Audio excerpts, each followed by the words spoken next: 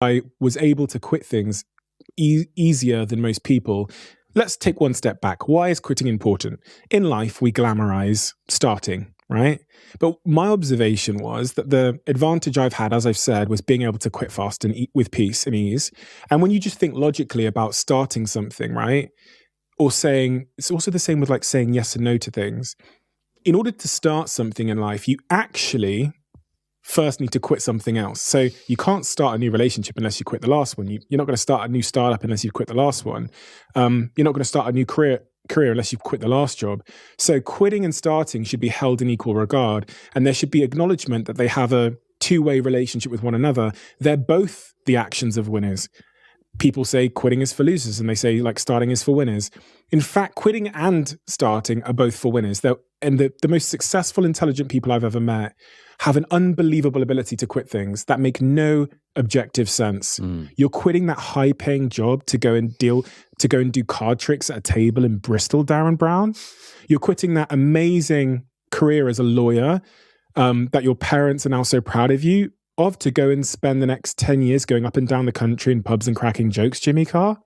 It objectively seems to make no sense, but subjectively they've reached a certain level of ease. So I could relate to myself in the same way in the regard of, if you look at what I've quit from, like, stop going to school because I realized that wasn't going to be, the paper that I got at the end of the process wasn't going to be enough, especially compared to my brothers. Quit university after that first lecture, quit my first startup after 2 years, quit my second one after about 6 years, and lots of little quitting in and amongst there.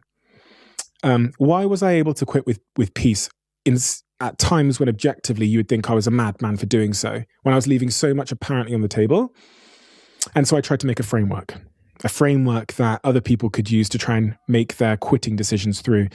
So at the start of the framework, you ask yourself, am I thinking of quitting? It's either, yes or no. So if you are thinking of quitting, the framework begins. And I created these two subcategories, which you can define for yourself, which I think is important to do.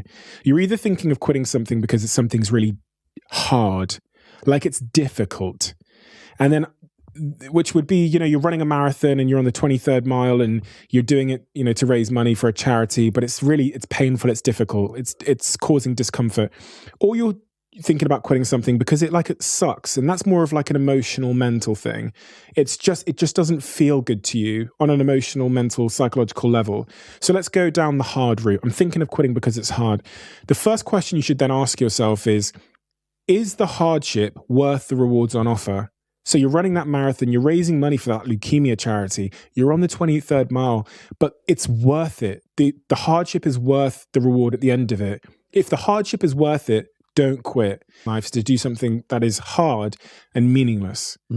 Like those are where all the problems happen.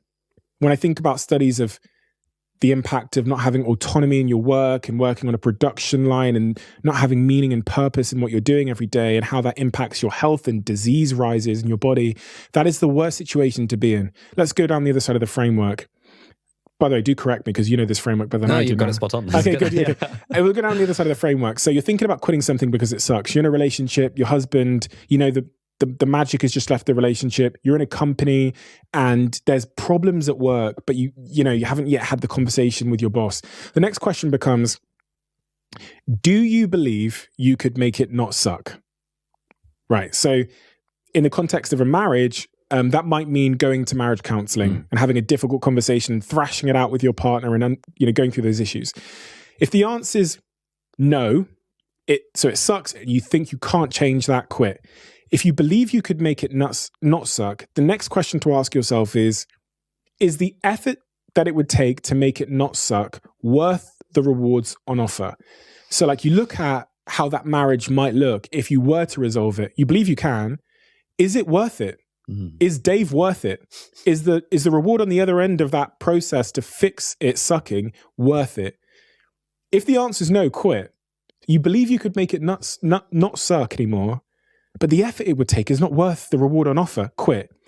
If you believe you could make it not suck, and the effort it would take is worth the rewards on offer, stay and fight for it. Nice. And that's my simple framework, which is intentionally ambiguous.